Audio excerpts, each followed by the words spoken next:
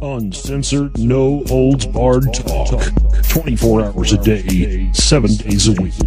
This is the Global Reality Radio Network.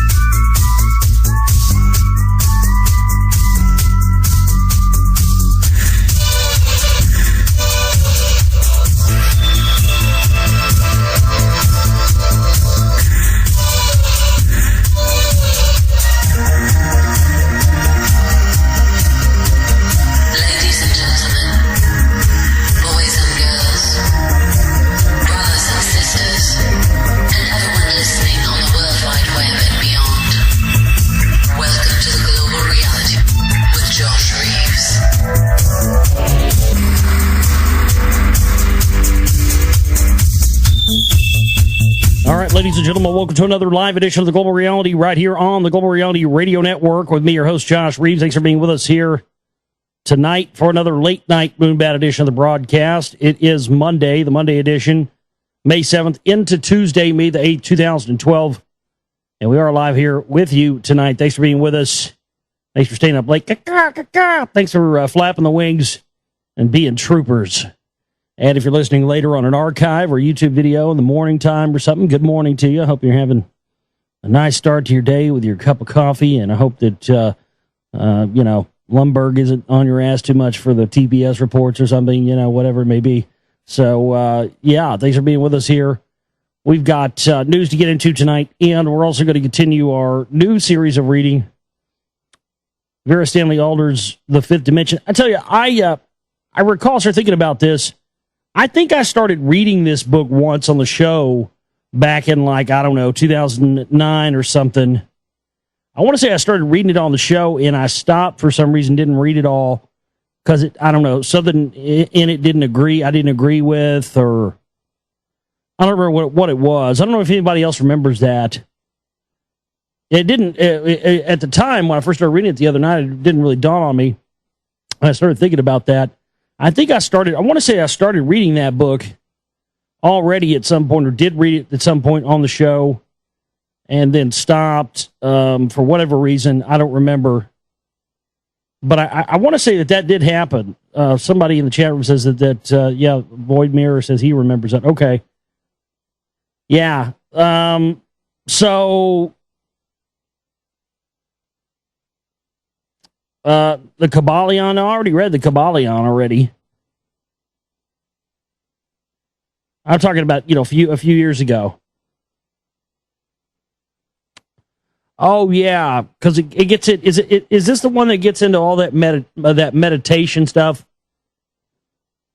Yeah, Brzezinski. That was that was just obvious. Why that's garbage to even try to read on air, dude. Yeah. No, I didn't skip anything on the Kabbalion. I read it word for word out of the copy that I had. And I didn't skip any pages. Maybe there's a different version you have out there than the one I read. But in the copy that I read of the Kabbalion, I did not skip anything that was in that book. So, maybe you're privy to a copy of it that I didn't have. I don't know. So my point is, I was asked to read this book, The Fifth Dimension, by Vera Stanley Alder, and I think what I'm gonna do is I'm gonna take the same Audible I took last time. I'm gonna read it, but if I start to, I kind of do this with all books. To be honest with you, it's kind of been happy accidents that we've read the as many books in a row as we have here on the show without me, stopping and going, fuck this, it's bullshit, it's horseshit, I don't want to read this, because I have to be getting something out of it, and you guys had to be getting something out of it too. And if you're not, then it's pointless. So But you can always send in your suggestions, if you have book suggestions for me to read. globalrealityshow@gmail.com. That's globalrealityshow@gmail.com. So I'll tell you what, I'll try to read this for you. But if it gets too much for me to do or to handle, or I think it's not I think it's pointless, then I'm not going to do that. Or if I fall, like Starship Troopers, you got the job until you get killed, or I find somebody better. That's kind of the deal here. I'll read it, but if something else better comes along, I may stop. I don't know. We'll see. But it's a request. I'm trying to fulfill that request.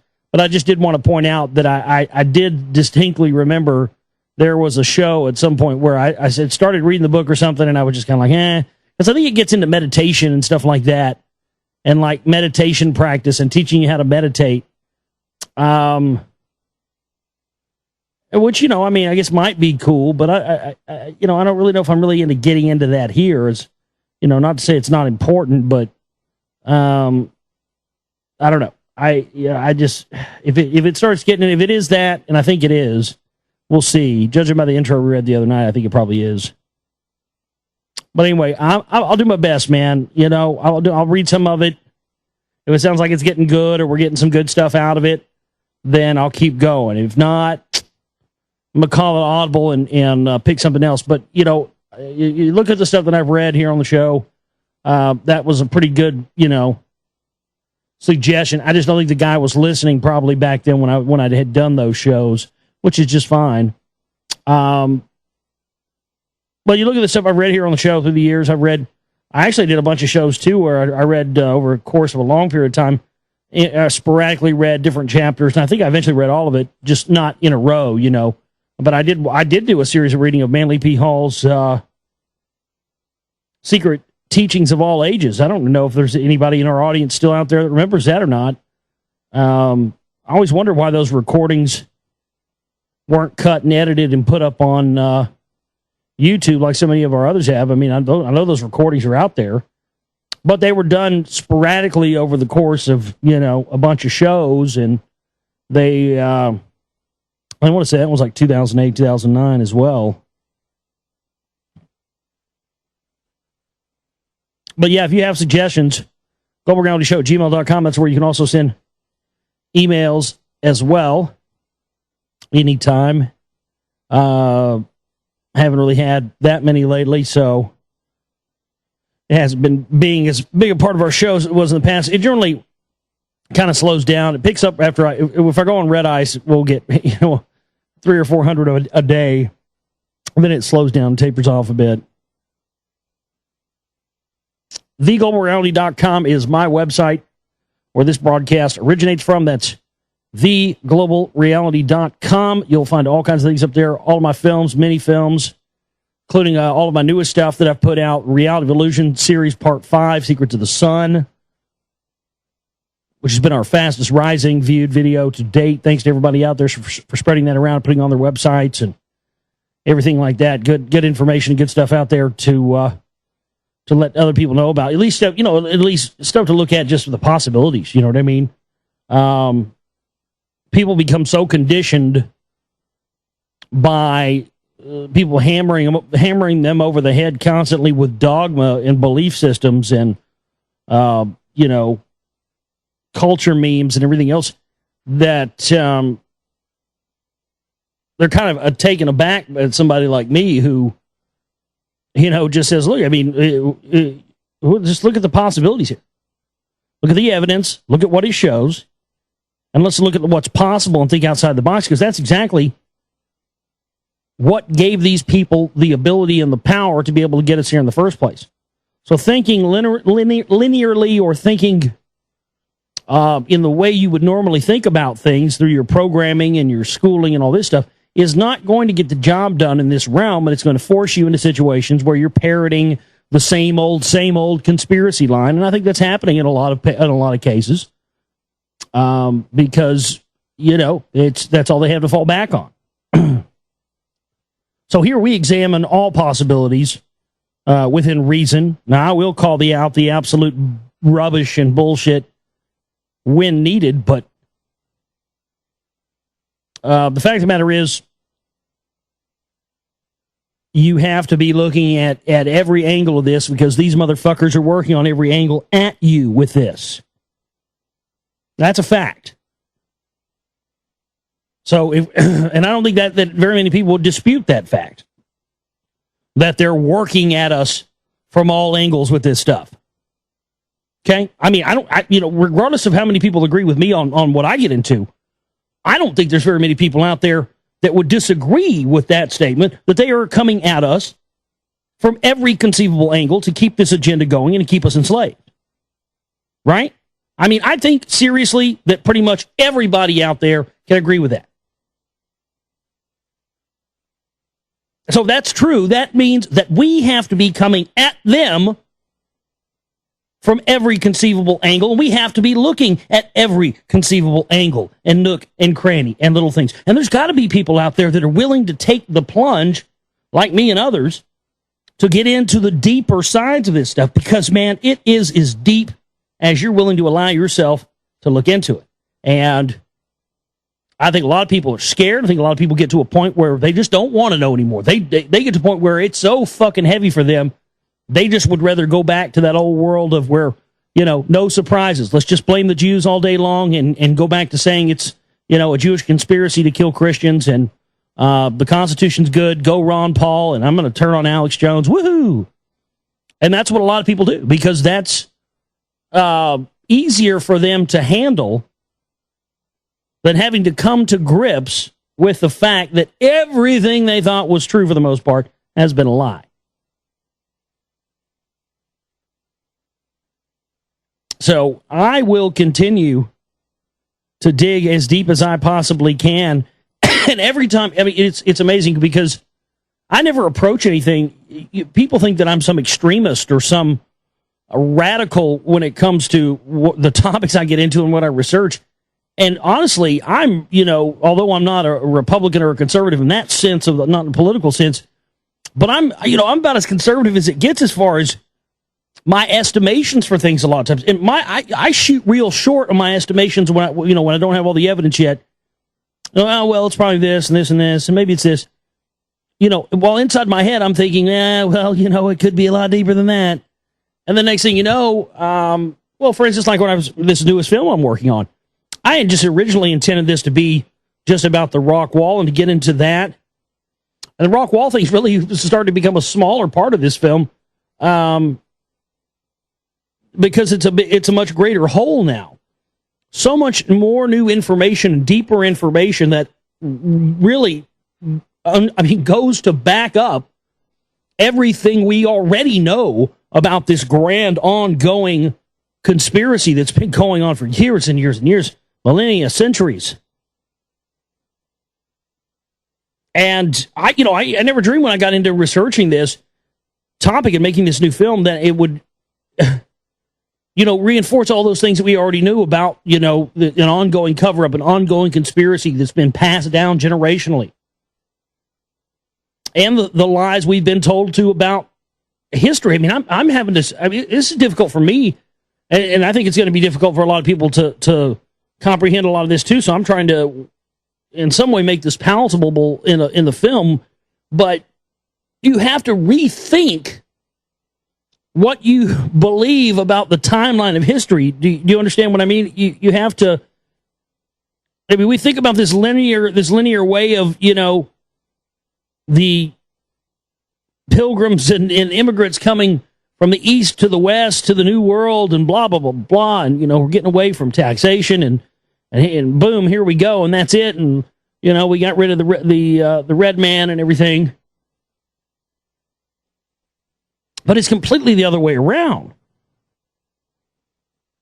Civilizations were on this side of the world massively, way, way farther back in antiquity than even when the Great Pyramids and stuff were built. It went west to east, not east to west. And that having to rethink and reprogram your brain to a new belief system because of what you've been programmed to believe to be true, and you're so hardened in its belief, even though what proof do you really have? Some book or what some teacher told you in some school when you were a child? Not even, not even matured enough yet to really think on that level. That's the whole thing, is that we're taught a lot of this stuff at an age by law when we're not really at that level yet to where we can even comprehend the implications of what the things that some of the stuff that they teach us, especially, in this bullshit phony history class. And by the time we are old enough to comprehend it, we're not thinking about that shit. We're thinking about how we're going to get laid, how we're going to eat, how we're going to pay the rent, and that's it. And so they force you into this system where that becomes what your existence is all about. And you never think to even question. Why would you question? They're the authority figures, right? Wow, why? A teacher or a state or a book, a school book would never lie and never give us a false version of history, would it? We wouldn't get away with that. They'd get caught. There's no way, right? It's just not true. So this, and I love this time. I love this time we're living in right now. I think it's fantastic, don't you? The age of revealing, baby. All will be revealed and is being revealed all around us all the time. And I think it's fantastic because you're really getting to see right now, I think, who's who. You know what I mean? You're really getting to see who's who, because the people who are real are stepping it up, and the people who are phonies are showing their cards for what they are. And it's shocking. It's shocking to see. It's shocking to, it is, especially when it happens from places that you're not expecting it to. So, but that's the thing, man. That's the ride. That's where we're at right now. The planetary alignments and the galactic alignments and the alignment of stars and locations and certain dates and all this stuff. It's not just hogwash bullshit. There is a reason why all the presidents have in-house astrologers. There's a reason why all the queens and lords of England have in-house astrologers and have for hundreds of years. These people don't make moves, don't launch wars, don't do a goddamn thing until they consult the stars and the numbers and everything first, and everything lines up, and then they go forward with it.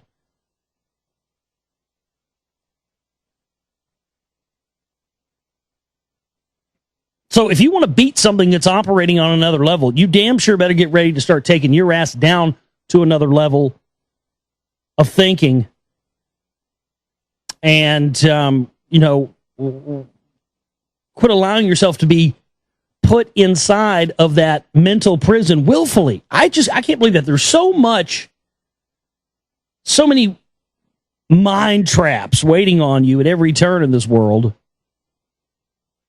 And it doesn't take much to fall in one, and we've all been guilty of it at some point or another. But what baffles my mind is that someone would put themselves in one of those mental prisons willfully. I see it all the time. Blows my mind. Especially when you know that person knows better. You know what I mean? Especially when you know that person knows what's up. And then you see them still put themselves in a mental prison, and you're like, wait, how the hell did that happen?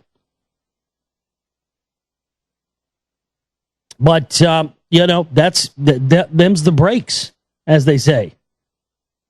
Every hero I ever had, it got me into, that was my inspiration for wanting to do this. I've had to come to find them to be suspect, all of them, every last goddamn one of them. Now, the only person I still think is okay, and I get criticized for this all the time, but you know what? I'm standing by my guns. Michael Desarian. He's never given me any reason. And in fact, something he's been criticized for, I'm finding in my own research to be true, even though I didn't believe it at one time. The whole Irish Ode to Civilization and stuff moving. I didn't really. I heard some of that stuff and read his books and stuff on it. I didn't really get into that stuff. I thought it was kooky, even though I thought the rest of his stuff was on the up and up. I'm starting to find that. I mean, they found. There's a cave, and I talked about this recently. There's a cave in Oklahoma. I can't find out where it's at. It's somewhere in the Panhandle, but I can't find anything online about where it is. The Anubis Caves, where they found, Celtic cross stuff. I mean, we're talking, thousands of years ago. And of course, this place where these artifacts were found the Anubis caves, were also had alignments to the solstices and the equinoxes. Again, none of these things are coincidences, and yet there still are some people who are putting themselves in these mental prisons that want to tell you not to look into this stuff, or that it's a distraction or whatever else. You better start paying attention, and you better start paying attention quick. Because the people that were on this rock and witnessed the same sort of time period that we're witnessing now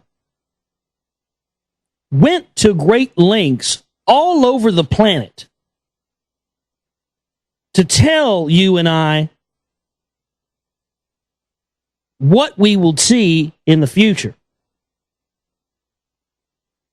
All these temples, all these mounds, all these places all over the planet, all aligned to the same thing. Some aligned to different things. Some aligned to, there's many aligned to various different star systems. Some to Cygnus, some to Sirius, some to this more recent one we talked about last week on the show, the Demon Star trinary star system.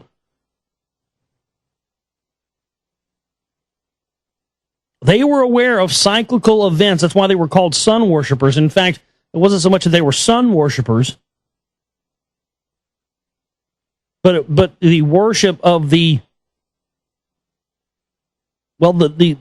deity that inhabits the sun, more or less. The ability to give life, the ability to take life, to scorch it out, to start it all over again.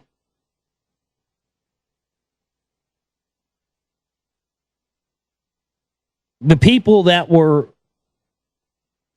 fortunate enough to live after the last time the Earth was wiped out and the reset button was set wanted to make sure that people knew that this was something that would, in fact, in the future happen again. And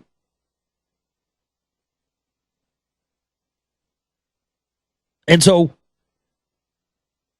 again, while we're all, supposed to be whipped up in a frenzy about the elections and about Trayvon and about, whatever celebrity died this week,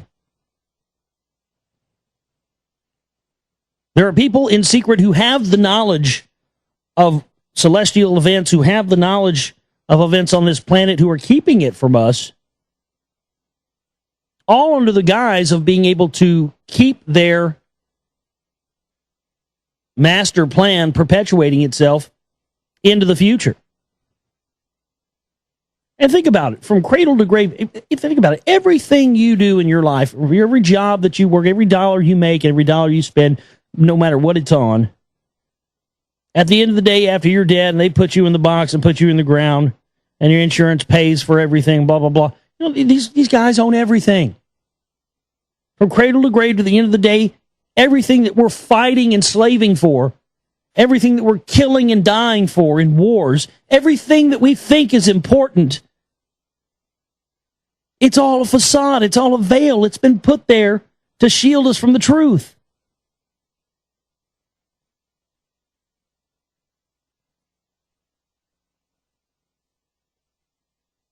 At the end of the day, all of it, everything you fight and slave and die for and work for your whole life, in the end, goes right back to these motherfuckers.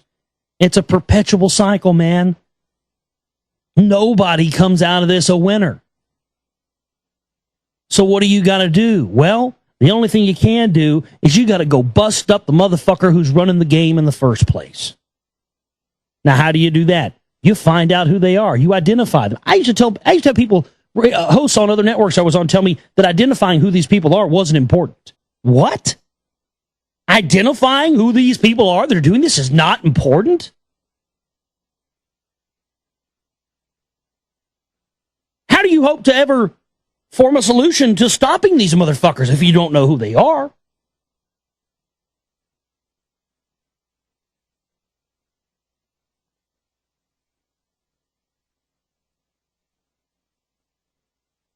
But also, on top of knowing who they are, you also have to be able to figure out everything they're connected to and everything they've got their fingers in and everything that this whole world system is for. And oh yeah, they do think they're superior. And oh yes, they do want to get off this rock. And oh yes, they do want to spread their seed onto other planets. And they'd be happy to do that and leave us all down here to rot if it was a way for them to continue this. That's the whole thing. I don't even think the people at the very tip top of the pyramid, I didn't believe this a couple of years ago. I maybe didn't believe this 6 months ago. You know, I'm 35, going on 36. I tell you, at this point in the game, I think the people at the tip, and we'll probably never even know who they are. I mean, people think the Bilderberg Group is the top of the pyramid. I just laugh at that. My God. The people at the top of this thing, you will never know their names. Period, end of story. Never know their names. Because they don't publish them. They're not on paper. They're not in books. They're not written about. They're not to be found. But they're there. Even the tip-top people of the bloodline families don't even know some of these guys' names.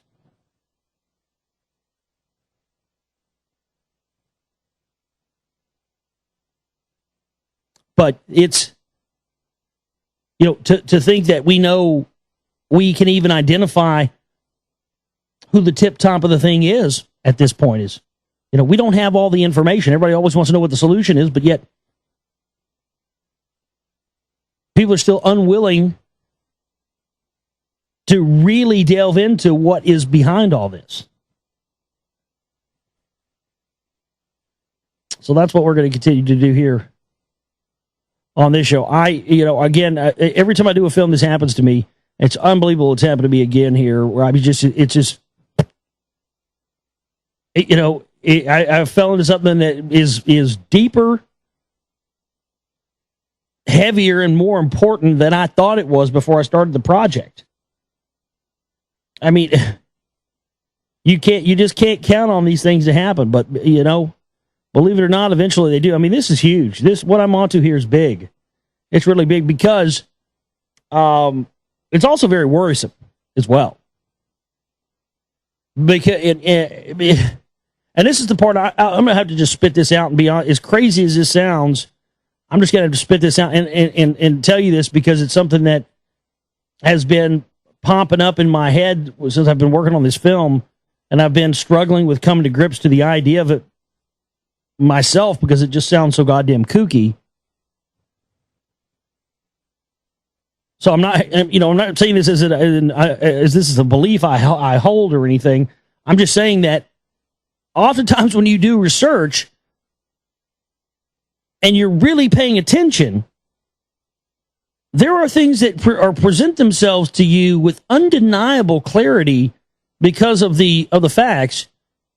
And sometimes those things are even tough for me to swallow.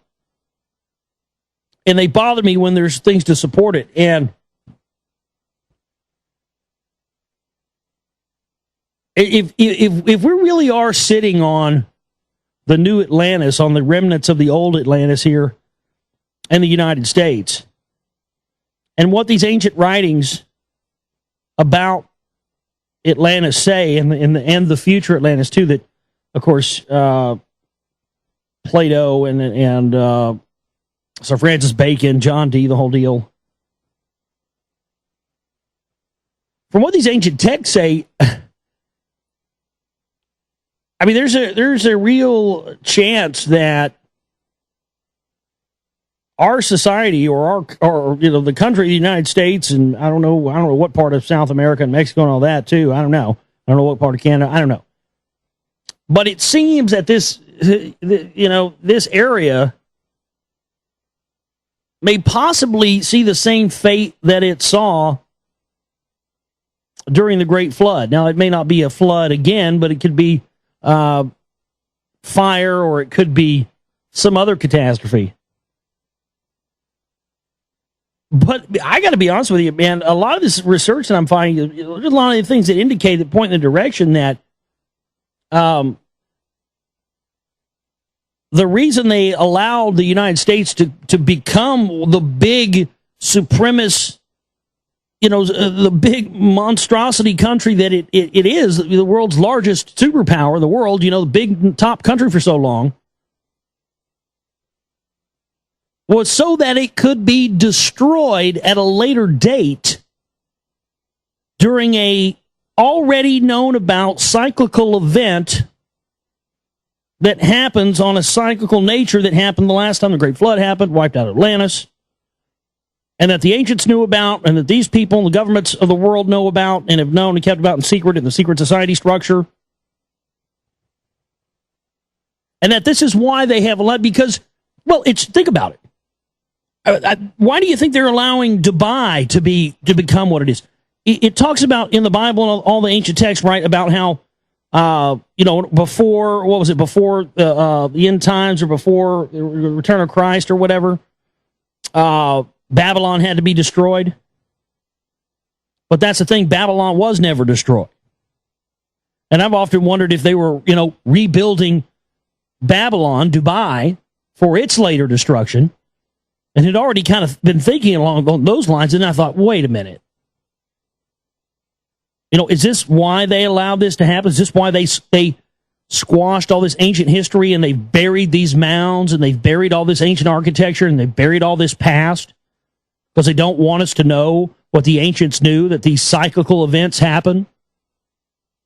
These extinction level events? I don't know whether other parts of the world are going to be affected by that or not. They were during the time of the deluge and whatnot, so I'd imagine it would be, but I don't know, man. To me, it seems like a very alarmist thing to believe in, but a lot of this evidence points in the direction of this being cyclical, that's why they went through all the trouble of building these mounds. But that these ancient people who also built these mounds had the knowledge of some sort of frequency resonance where they could hum these chants and different frequencies with the human voice near these ancient monolithic structures like Stonehenge or the Rock Wall or, the Great Pyramid, whatever it may be. And that if the frequencies and everything were done right, it would actually cause it to vibrate to a point where the frequencies would create an energy that would open up a portal that you would go to that would transfer you to whatever star system that specific monolithic structure was aligned to. And that these ancient people who knew about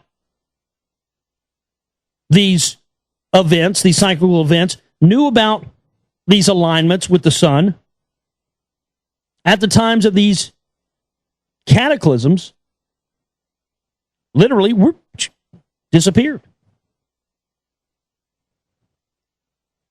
It's unbelievable stuff, and it challenges the thinking even of people who are thinking outside of the box. But I tell you, folks, the more I research this stuff and the more I read, the more I find out how true it is. And I want to thank Michael in Michigan, one of our listeners. He got several of the books, 4 or 5 of the books, I think, off of our wish list there for our research material that we needed. And so I want to thank him. That's going to help us out a long way towards getting more of the information and get me more research materials here because that's what I need right now. I need more research material, more footage. That's the 2 most important things that I need for this film right now. But, of course, it requires these goddamn Federal Reserve notes to do that. But we do have our chipping banner there up at the website. We have the one for the bills for the month, but below that we have one for the film budget there. We only have 125 in there so far, and only 100 in the other one so far. Slow month last month, been kind of slow this month so far. So just help us out if you can, because that's the 2 main things that I need right now is more footage. We don't have near enough footage to complete the film yet, and I do have a few more sites I need to go visit to film as well. But I got to have funding to do that. More of these research material that I've got coming on the way now. So that's going to help us a great deal. So really my biggest concern is getting the rest of the funding that I need, the last bit of funding for this film. We also have other items up there on our Amazon wish list that it's underneath the chipping banners. basically, I went through there and put all the stuff for, that we would need for new studio stuff, new film stuff. I just basically made the dream wish list up there. And I thought that was so funny because I went there, made the dream wish list for everything I would need for, the next few films and for the radio network stuff to be good, audio stuff to be good for a long time. And it was funny. I was just looking at that and I was like, well, how much would this cost all to buy, all at once? And I was looking and it was like, $7,000 or whatever, And I was just laughing at that. And I think about, Jonesy and some of these, other hucksters out there like Jonesy, Jonesy making $250,000 a month of sponsors and videos and stuff.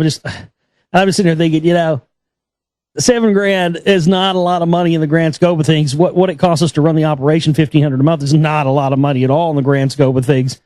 And these guys live in gated communities and spend hundreds of thousands of dollars on guard dogs and all this stuff, only to get up there and lie about the truth and lie about the information.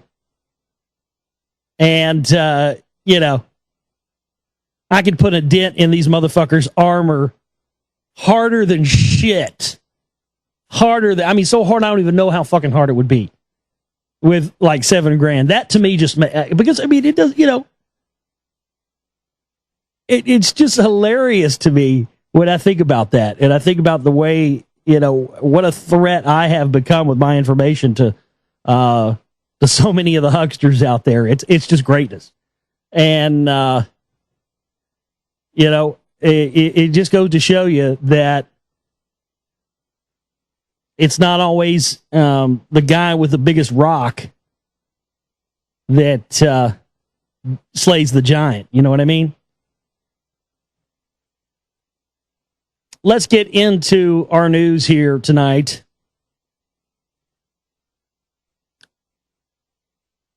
I was completely astounded at this, seeing this today.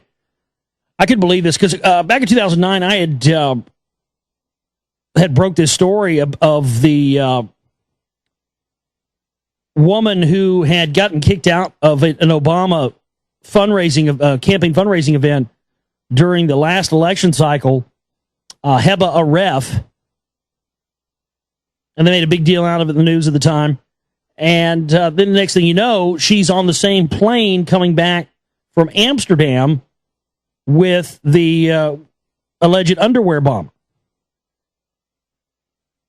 And that sent out red flags immediately, Mossad agent. And I'll be goddamned, ladies and gentlemen, if those two exact same things right here in the heart of the election cycle again didn't happen again today. Unbelievable. I kid you not. Listen to this. Woman in black burqa kicked out of Obama campaign event. I'm having flashbacks. This is the 2008 elections all over again. This is the kind of stuff that you get to witness, ladies and gentlemen, when you got your fucking balls deep in this shit 24/7 like I do. You really do. This is the kind of, you get to see them in broad daylight run the same op they ran several years ago. And because they know that nobody really is paying attention, they think you won't catch it, won't pick up on it, and then it happens again. And to me, it's just them taking our fucking nose and rubbing it in shit when they do this. Because they know that we know, and these motherfuckers are just loving it. They're just, oh, you love that shit, don't you? Yeah, rub your nose in that shit. You like it. That's what they're doing to us right now. They ran this same op all over again, folks. Not just that one, not just the woman in burqa getting kicked out of Obama campaign event. Oh, no, surely you heard about this by now. The CIA thwarted a suicide plot by an Al-Qaeda affiliate in Yemen, home of the Ark of the Covenant, to bring down a U.S.-bound airliner near last week's one-year anniversary of the Osama bin Laden's death with an upgraded underwear bomb. So today we have news of both a new underwear bomb attempt and another lady wearing a burqa and getting kicked out of an Obama campaign event. Now, what are the odds, ladies and gentlemen? What are the odds that 2 election cycles in a row with Barack Obama, 2 in a row, we would see 2 of the exact same events happen simultaneously right next to each other almost at the exact same time they did before. Well, actually, the bombing thing happened around Christmas, or the attempted bombing thing happened around Christmas. But the burqa thing, happened around this time. A woman dressed in a black burqa was removed during President Obama's inaugural re-election campaign stop at Virginia Commonwealth University Saturday. According to a White House pool report, photographers observed the woman being escorted out of the gym by Richmond police and other security officials. The woman appeared to be wearing dark clothing and U.S. military pins and was carrying a book. She cooperated with police, according to the report. She's probably some fucking soldier that got killed over there in Afghanistan. She's probably some poor soldier's wife, widow, wearing his pins, his military pins, maybe thinking this cocksucker will keep any more like her husband from dying, which is a lie. It's unbelievable. This smells of PSYOP. And, believe me, they need another event to happen before the elections that can show that Obama's tough on terrorism and give reason why we need to go after them goddamn dirty Arabbers. So I think these are both pretty good indicators that something like that is possibly in the pipes. Listen to this. It's like question and answer right here. They're saying that the Taliban is now stronger than it was before the war in Afghanistan started. So what the fuck have we been doing over there then? Maybe it's time to reassess the situation. Have we been getting our asses kicked that hard over there? They're stronger? Yeah, of course they're stronger. Because they're us. We're them. We're the ones training these cocksuckers. So the Taliban is stronger than it was before the war in Afghanistan. Why? Okay, here's an article to tell you why. Fox News. I can't believe Fox News would report the truth for once. U.S. secretly releasing Taliban fighters, says report. The U.S. has been secretly releasing captured Taliban fighters from a detention center in Afghanistan in a bid to strengthen its hand in peace talks with the insurgent group. Wait. So the Taliban is now stronger than it was before the war in Afghanistan, and yet at the same time you're releasing Taliban back? You're wondering why they're getting stronger? Because you had these motherfuckers pinned up in captivity, and you just released them, and now they're pissed because you had them in captivity. So now they're going to want to kill even more. Do we really live in a world where people are this ignorant to not be pissed off about this? How could they get away with running two articles in the mainstream news in one day, one on CNN and one on Fox News, of course, and people not be screaming about this? Taliban is stronger than it was before Afghanistan, and U.S. is secretly releasing Taliban fighters. We don't know why they're getting stronger. Well, we can't tell you. That goddamn Al-Qaeda Taliban. Yep. Yeah, them bastards are even stronger now. Oh, it seems all that bombing, killing, and shooting just pissed them off even more. Yep. Yep, we don't care. Well, we're going to go ahead and release some of these boys anyway. Can't do no harm.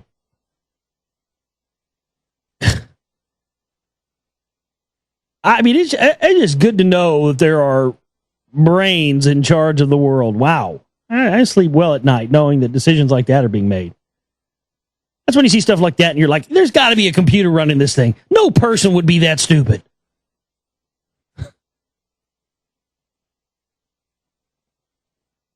Thousands of pills filled with powdered human flesh, that's always tasty, have been discovered by customs officials in South Korea, it was revealed today. The capsules are in demand because they are being viewed as a medicinal cure-all. I bet they are. Fucking stem cell pills, dude. Crushed up fetuses in there. Fuck yeah, dude. What you got? AIDS, herpes, cancer, cholera? Here, take a couple of these fetus pills. You'll be on your way in no time. I had an 8-foot growth on my anus until I took these baby fetus pills, and now my growth has gone away. Thank you. Baby penis pills. God, what the fuck? Oh, this is some elite shit right here. This is what the elitists do. David Rockefeller's got a fucking bowl of these things in his office, you knock on his door. Oh, come in. Would you like a fetus pill while you're in here, Smithers? If you go listen to Mr. Burns, him and David Rockefeller talk exactly the same way.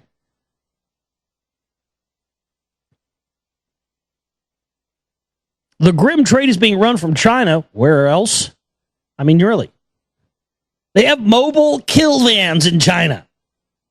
If some rich Israeli needs an organ, they keep that. This is what they want to do here. That's why they want your DNA now at check stops and checkpoints and all this stuff, or minor infractions. They we need to take a DNA sample just in case. They want everybody's DNA in a database so that when a rich Israeli needs an organ, this is what they do in China. If a rich Israeli needs an organ, or a rich Saudi needs an organ, and they've got a match, mobile kill van, baby. Mobile kill van rolls up to your house, grabs you out of your crib or out of your job, takes you in a van, butchers you alive in the van, takes out what parts they need, and then take your ass to the morgue and call your family and tell them to come dispose of you. That's how it works. And that's what they want to do here. The tiny corpses are then bought. The grim trade is being run from China, where corrupt medical staff are said to be tipping off medical companies when babies are aborted or delivered stillborn. The tiny corpses are then bought, stored in household refrigerators and homes of those involved in the trade before they are removed and taken to clinics where they are placed in medical drying microwaves. Once the skin is tender dry, it is pummeled into powder and then processed into capsules along with herbs to disguise the true ingredients from health investigators and customs officers. The discoveries since last August has shocked even hardened customs agents who have pledged to strengthen. I see shit like this, and I'm like, you know what? The reptiles from V are here, aren't they? They really are here. These are the only motherfuckers that be drinking stem cell smoothies and all this shit. Jesus. But yeah, this is what the elite are into, man. They know. That's why they won't allow stem cell research and all that stuff to happen. Because they know it's a cure-all, and it is. They can cure anything with stem cells, dude. It will extend your life. But, nobody's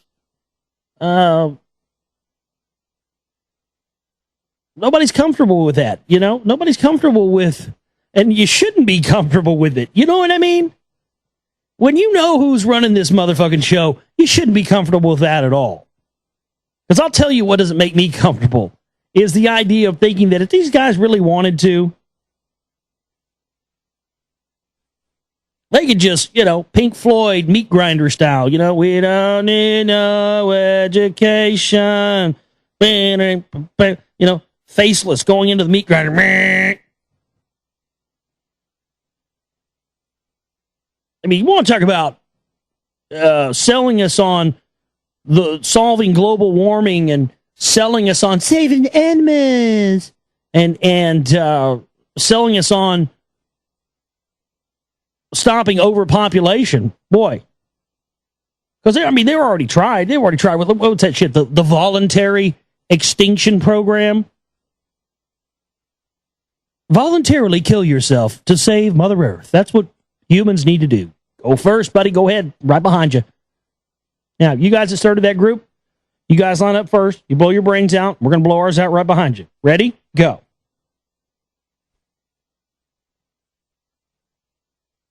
But it wouldn't surprise me in the least. Hey, we figured out how to solve this depopulation program. We just tell everybody that's too poor to have health insurance from the government or too poor to have food or doesn't want to work in our system. Oh, you're in the line over here. They grind us all up into stem cells so they can fucking all live forever. Wouldn't surprise me. Grind us all up, use us for stem cell smoothies so they can live forever. There's your solution to overpopulation, elite. It's probably what they got planned. Boy, look at these winners. I got to drop this. Oh, by the way, I want to mention this. We do now have a new chat room at theglobalreality.com. It's a secure chat room, and you'll have to make a sign-in. And I'll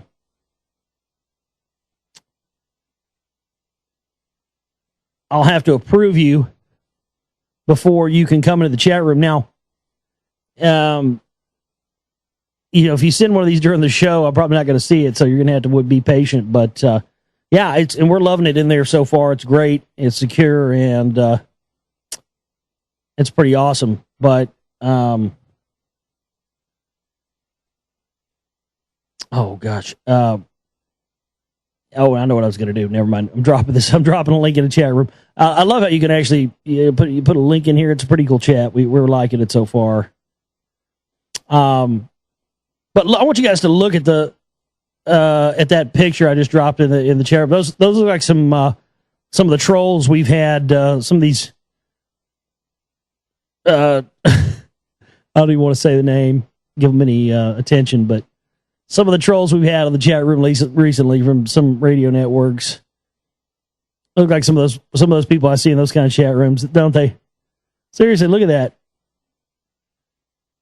8 members of racist skinhead group arrested for hate crimes and paramilitary weapons training. And that's what I've been telling people. Getting involved with these white supremacist groups and these white supremacist, white nationalist organizations and all this stuff, it's just, they're all being run by the feds and the spooks. And unfortunately, people are falling into that. Local police and federal authorities in Florida have arrested 8 members of a white supremacist group, including 3 leaders on hate crime and conspiracy, according to police. I swear, I've seen those people in our chat room before. 3 of the people arrested, Marcus Falelia, his wife Patricia Falelia, and Mark McGowan, are leaders of the local American Front organization. The rest are low-ranking members. McGowan, 29, and his wife Jennifer, 25, were also accused of giving paramilitary weapons training, knowing the new skills were likely to be used to fight the government. And see, how did anybody? Well, that's what they're not telling us right here. I'm probably tell us here down more in the article. How did the authorities find out they were doing this? The only way the authorities would have found out any of this was going on is if they had a snitch in the bunch. And that's where you find all the spooks and the feds and the provocateurs are all in these white nationalist, white supremacist, Jew groups. The arrests over the weekend were the second wave of busts in major FBI investigation of white supremacist groups in Central Florida. The 3 arrested over the weekend were Diane Stevens, 28, Kent McClellan, 22, and Paul Jackson, 25. Christopher Brooks, 27, an ex-con, was arrested Monday. Police are also searching for his friend Richard Swamp Nazi Stockdale. His name is Swamp Nazi? Well, that's just wonderful. All of them belonging to American Front in St. Cloud, Florida, an organization that builds its mission as religious and cultural preservation of the European people. That's another thing I found in my research for this film. The Rh negative was in the bloodlines I found out was introduced to Europeans by an ancestor that came from the West. That's interesting now, isn't it?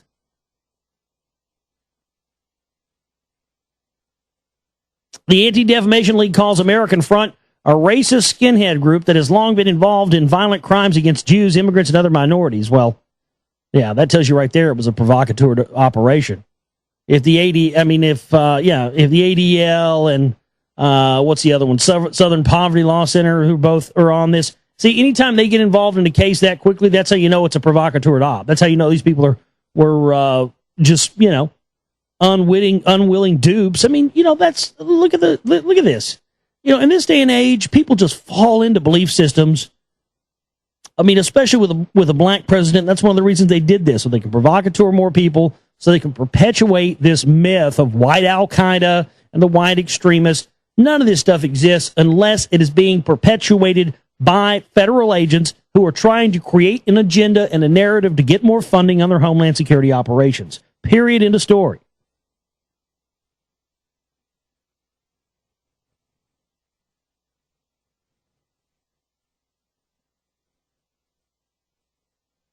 What do you want to bet some elite guy built this? How much does this thing cost? This is a toy for the rich and famous here. Somebody actually built a remote-controlled flying dragon. Pretty fucking rad, actually. And it actually breathes fire. I mean, this thing probably costs $1 billion.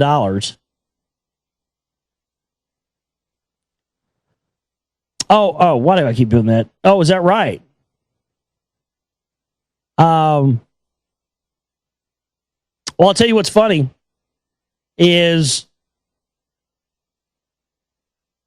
it has been my, and not just my opinion, but not just my belief, but others, many others, listeners of mine in the past who had pointed this out to me several times through the years of doing my radio show, is that anytime anybody gets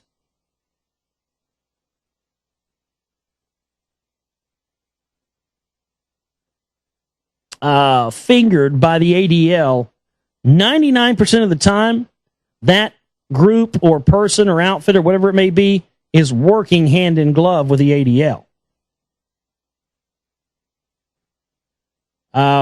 It's something to think about. You know what I mean?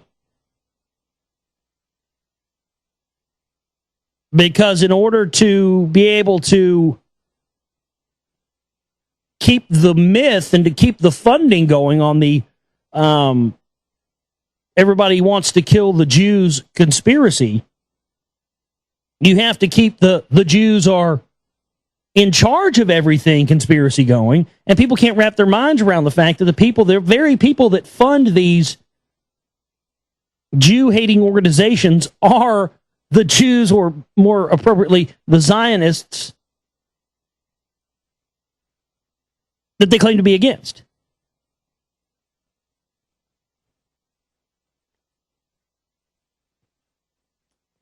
So keep that in mind. Well, look at, David Icke, Alex Jones, the list goes on and on. And every time, right around the time when you start to see somebody get fingered by the Anti-Defamation League, right around that time is when you start seeing that group or entity or personality, whatever it may be. You always see them right around that time starting to really run disinfo ops pretty heavy. We saw that with Jones, David Icke. I mean, it's,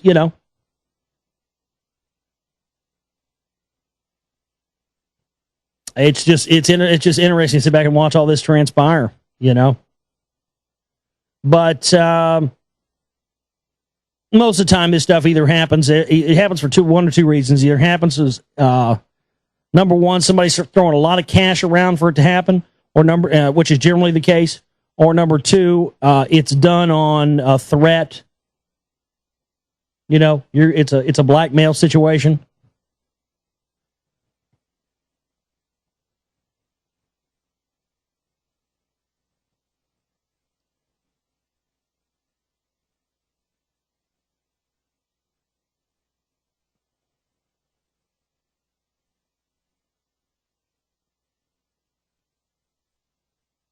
Let's see what else we have here.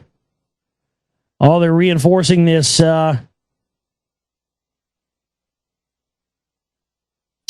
reinforcing the asteroid meme again. Who needs Bruce Willis? Earth's best chance against a really big asteroid would be throwing a handful of tiny robots at it.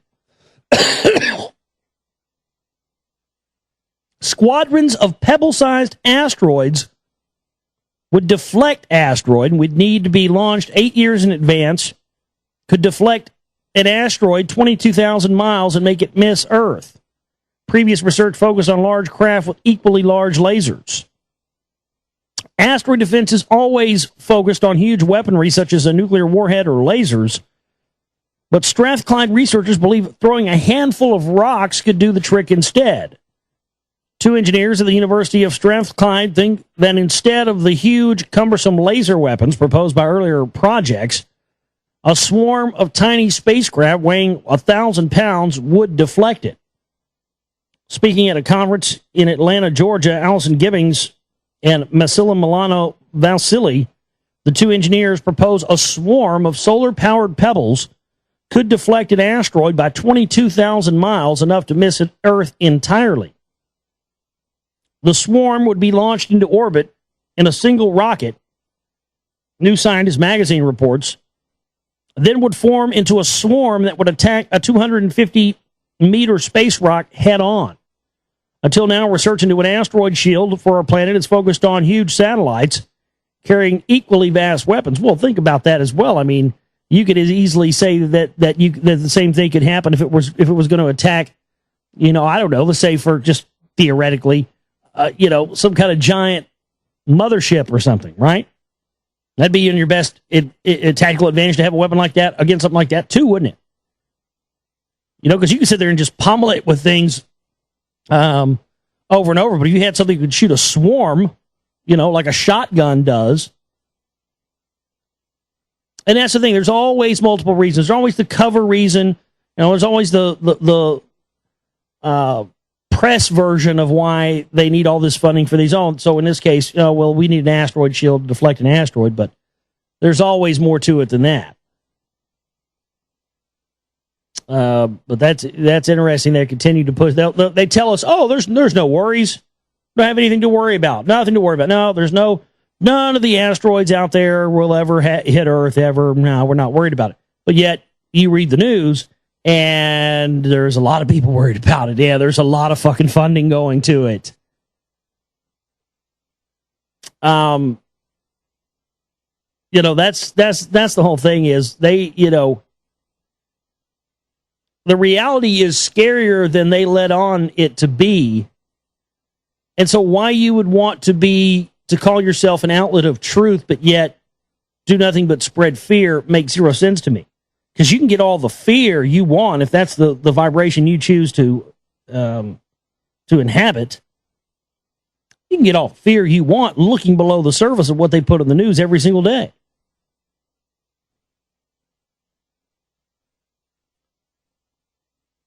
When life was just beginning to emerge on Earth, nearby Mars could also have been a watery world shrouded in a dense atmosphere that could have supported life. Well, yeah, right, it did, right? And the cataclysm happened, and they all migrated and, came to Earth or whatever, right? One of the reasons why water no longer flows on Mars' surface is because the atmosphere is less than 1% of the density of Earth's. But Professor Joseph Dufek of Georgia Tech University looked at a crater left by a rock fragment around 3.5 billion years ago, found by Mars rover Spirit, and realized from the depth of the crater that the atmosphere must once have been much thicker. And this is an ongoing saga. They've been slowly acclimating us to things they're going to roll out about Mars in the future. By the way, did you guys see this video that was posted allegedly by Anonymous? And then people said it wasn't Anonymous, it was a fake group. And then other people said, no, it absolutely was Anonymous. And other people said, no, it's a fake group, it's bullshit. Something about they found the secrets of the Illuminati and these aliens want to communicate with us and all this shit. You guys hear about that? It's weird. Whether it's true or whether it's not, the only reason it's interesting to me is because, well, there's no question that Anonymous is a government operation. There's just no question. CIA, Mossad, Interpol, the whole MI6, the whole gang's got their nuts deep in that shit. But the reason the story was interesting, fake or not, or whether it was really them, I mean, who knows? Who's to say who's the real Anonymous and who isn't? How would you ever know? They're anonymous, right? But the point is that if anybody was going to do it, if they were going to, these people don't want the burden of proof to be on them. So it wouldn't surprise me that they used, one of these government-controlled hacking groups like Anonymous or something like that, to claim that they got hacked government documents about extraterrestrials and put it on the web, and then that's what forced disclosure. Because the government's never going to come out and tell us jack shit. But they would use an alternative channel like that to do it so that they would never have to, basically own up to it. I don't know. It's interesting. space weapons. I mean, they're going full tilt with it, dude. I mean, there's either going to be a space war, an asteroid event, or, something. Or at least they're preparing for the possibility of that happening.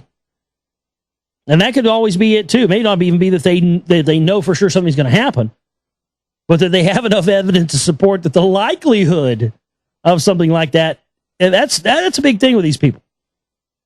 It's not always just about what they can prove or what they know. It's like statistical likelihoods. That's what they love. They love that. Whole economies and whole, lives hang in the balance on a day-to-day basis of probabilities and likelihoods and numbers that get crunched. If these elite cocksuckers believe that there was even a probability that they would get wiped out from an asteroid threat or an alien threat, they would put all available resources towards things. It's like a gun. Better to have it and not need it than to need it and not have it. And that's the way they think about everything that pertains to their agenda. Contingency plan upon contingency plan. Northrop Grumman Corporation has test fired the first product in its next generation Firestrike family of high energy solid state lasers that meet goals for size and weight reduction and ruggedization for operational applications. The test conducted in the company's Redondo Beach laboratory demonstrated that the laser could burn through the skin and critical components of a target drone used to simulate anti-ship cruise missile threats of the U.S. Navy.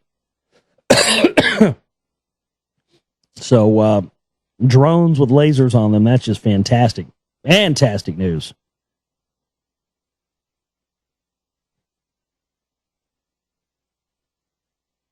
You guys hear this stuff about Travolta? The masseuse suing? Say Travolta came out with like half a wood. It's like, come on, man. Come on. Hey, come on.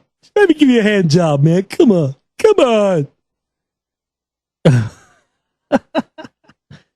Oh, man.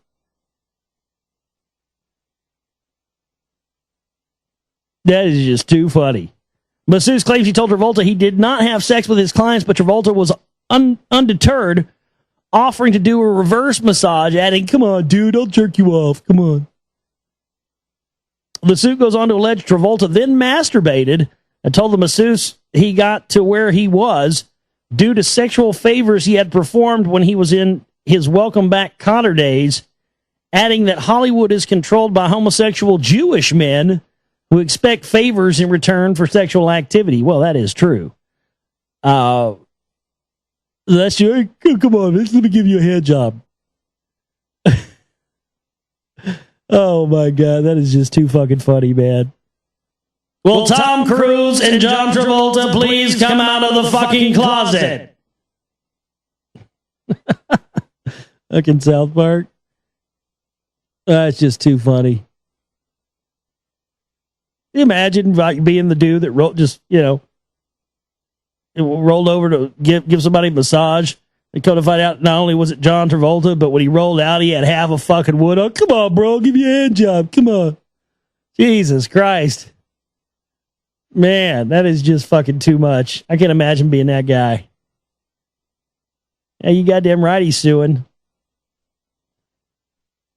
Come on. Everybody's gay. Jeez.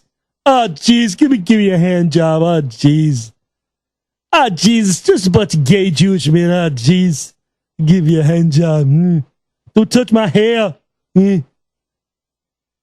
Oh, that's just too much. Yeah, I'm done with the fucking news tonight. Fuck it all. Let's take a break, come back, and we'll... All right, back here with you on the Global Reality, right here on the Global Reality Radio Network. I'm your host, Josh Reeves. Thanks for being with us tonight for another late night Moonbat edition of the broadcast.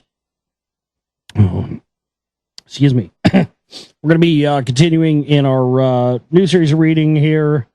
Again, may make the decision at some point. I don't want to read this book, but for now, I'm going to continue reading it. But we'll get to that here in just a minute. TheGlobalReality.com is my website. Up there, you will find all things pertaining to my work, documentary films. You can get a lot of my films up there for sale. We recently just found a a cache of copies of my first film, the Secret Right. I'm sorry, not the Secret Right, the 9/11 New World Rising. So we have a few of those if you've never gotten a copy of that. Secret Right Volume 1, Secret Right Volume 2, you can get all those on DVD there at my website. We also have the chip-in banners there for the month. We haven't gotten a lot in so far this month. It's been slow last month and this month so far. We don't have very much of our account right now at all, so we did whatever help we can get in this week. And we also have the one for the film there as well. We also have chip-in banner, the donate button where you can put any amount you want. We also have the P.O. box there. If you absolutely can't use PayPal, you can become a member monthly as well, different amounts that come out.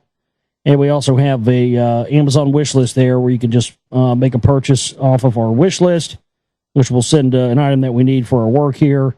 And started doing that in lieu of having fundraisers to buy equipment. I thought, well, let's just put out the equipment we need out there on a wish list and see if people want to help that way. That way, you purchase it, directly where it's going, and there's no question about it. So there you go. I got to find out, and I had this marked.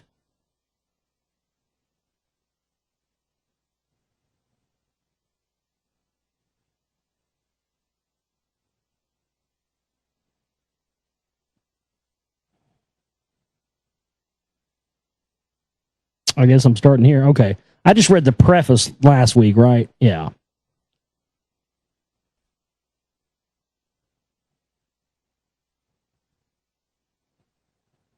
Introduction. What is meditation? Barry Stanley Alders, The Fifth Dimension. What is meditation? Is it something vague? Is it in any way practical? Could it be called scientific? Deeply scientific? Perhaps the most scientific activity in existence. What is its history? What are said to be the results of its practice? And what kind of people have been and are its exponents? Has it a biological function or physical function? Has it definite effects on psychological activities? Does it affect energy output? How does it compare with the taking of drugs? Is meditation really connected with the pituitary body and the pineal gland and other brain organs? And if so, how can we prove it? Well, it absolutely is. To what extent can we experiment with it ourselves?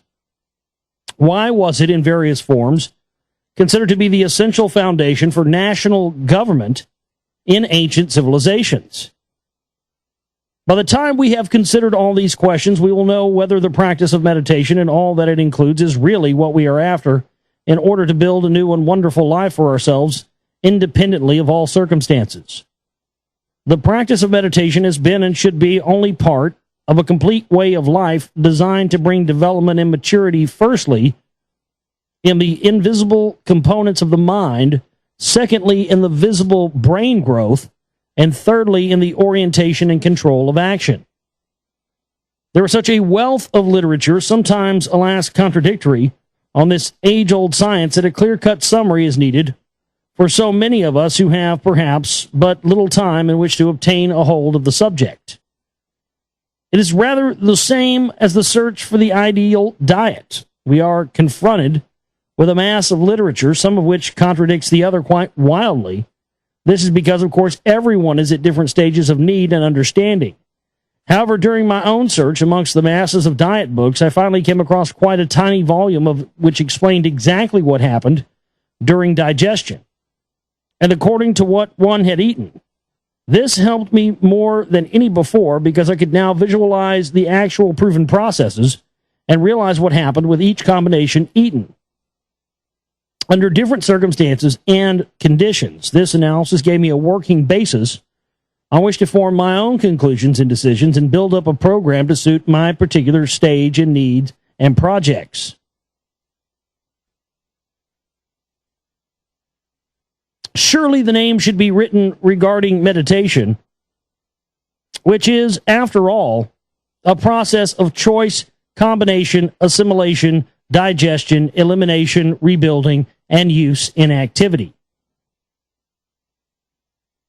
We might therefore begin by ascertaining the mental organs of intellectual digestion and their reactions to choice, combination of ideas, food for thought, digestion, subsequent nourishment, good or bad, and successful elimination of the unwanted.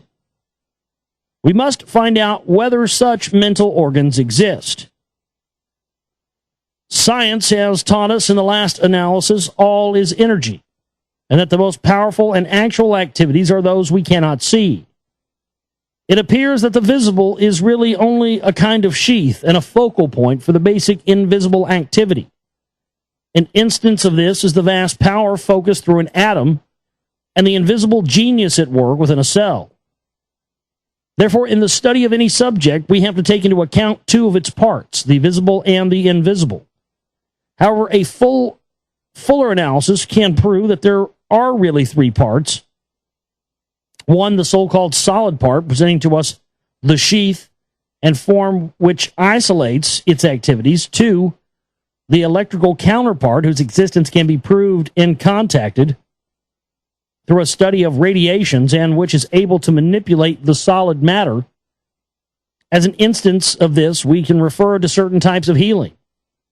And three, the truly invisible authority, back of it all, that mysterious eye, which is veiled in so many complexities. Are we able to locate our eye and examine it? For instance, what part of you is it that has decided to read this book and is activated by a desire for progress and for knowledge? There is another part of you which resists this effort, which is lazy, which is pleasure-seeking, which is surely in opposition. So we begin right away with two parts, that which wants to achieve something and that which is against it. Then you will agree that there is a third part, the conditioned part, which makes one want to do only what is expected of him. This may be in direct opposition with the other two. We can soon ascertain that human temperament is usually divided into at least three parts, and any new crisis, book, or circumstance may at once create a fourth part. You will immediately see that these divisions, all pulling against one another, are each using up energy, and thus not only diminishing the total energy available for any one act or thought, but actually causing energies to collide and devour each other. Thus, one's potential energy inheritance is spoiled, diffused, scattered, or inhibited from the very start. At the earliest age, one is taught, you must not do this, you must not think that, etc. It is a world of don'ts, which cause one to start putting the brakes on one's natural exuberance, curiosity, and will to do. As a rule, one is given no logical reason for these don'ts. Our self-repression is obliged to be unquestioning and influenced by fear of reprisals. We crush down our real desires to know, to do, and to experience, and we have no sound reasons for the patterns into which we are being molded. A part of us is perhaps content to have our own thinking and organizing done for us, while another part of us is in our deep rebellion, either conscious or subconscious, or even superconscious. All this obviously builds within us a situation of crisscross energies, desires, resentments, frustrations, and even apathies, which eventually produce chaos in our orientation, our realization, and our state of identity. We have allowed this whole condition within ourselves to be enclosed, beaten together, and molded into the required social pattern like a piece of dough for bread making. Our personalities are therefore like lumps of dough wherein all the ingredients are held prisoner in inextricable and uncongenial congestion. When people speak to us, our replies pop out automatically, mostly habitual reflexes without thought. A good example is our famous weather exchanges. If we are asked an unwanted question, we suffer actual mental pain at the prospect of having to think about an answer. We usually cannot do it, but trot out whatever attitudes we have adopted from our spasmodic reading and listening habits. If this is a true picture of some of us, is not such a situation really death in life? And is it not a horrible result of generations of a blind following of a line of at least resistance, letting the other fellow do our thinking for us? Is this not a tragic state of affairs when one considers that it is possible that any one of us may have a potentially remarkable mind, an amazing willpower, unlimited energy, and an inner fountain of knowledge and wisdom, if only he could break out of the terrible prison of conditioning described above? It's funny, I started out tonight talking about that, mental prisons, and how these mental boxes are there waiting for us, but then some people decide to put themselves in a mental prison willfully on their own. I can't believe that. Especially blows my mind when I see it happen to people that, I thought had have a brain in their head. They have a grip on things. It's unbelievable. But again, it's that age of revealing. Certainly this will need a dynamic first effort, but it will mean the difference between being a half-dead puppet and a living, adventuring, influential individual. How much does such a change and such an adventure mean to us? Can we make sufficient effort? And what effort would that have to be? The way to such achievement has been patiently developed and demonstrated by certain wise people throughout history. It has been built around the science which we now know as meditation. This science has existed in all systems or religions planned for the essential development of man. In ancient Egypt, the motto was this: science was man, know thyself. The belief was that people can only reach real success and fulfillment by first of all learning exactly what human beings are, how they are made, their relationship with the rest of nature, the steps which they can approach spiritual awakening, and finally, what they have to look forward to after death. As you see, the ancient Egyptians purported to know far more about the human situation than we would assume to know at this day and age. But did they know? And has this knowledge been lost? We find that the same kind of knowledge existed in Tibet, and that in China vast tomes and archives of such subjects were preserved at the emperor's court, to which he was liable to add his own learned commentaries. In India, any parents would willingly give up their small son if he were selected by sages for vocational training in such self-development. One of the names for such a way of life was yoga, a system planned to unite the human personality with its divine source, or dynamic potency. Yoga embraced many branches, and meditation was a fundamental part of the training. In those early days, people were far more leisured than we are today, and could often devote their whole lives to such development. In the West, the monks and nuns developed such types of training in their own ways. However, human failings gradually built up such conditions of luxury, oppression, warfare, exploitation, and ignorance that the long, dark ages of superstition and materialism set in and obliterated the awareness of the existence of spiritual wisdom, which earlier had been innate in all peoples of the earth. Thus, the human spirit became separated from its own heritage and glory, and in inner despair and disorientation destroyed its natural integrity.